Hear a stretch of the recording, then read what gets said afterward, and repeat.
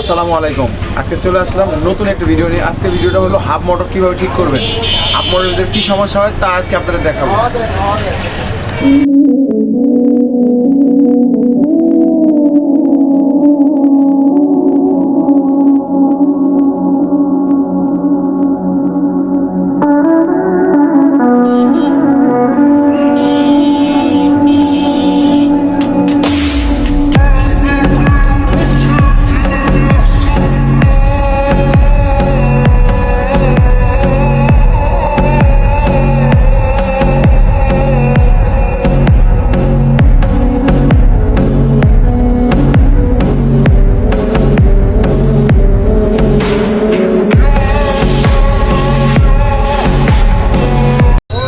এই জন্য আপনারা এগুলো মোটর নষ্ট হলে কোনো সময় টেনশন করবেন না।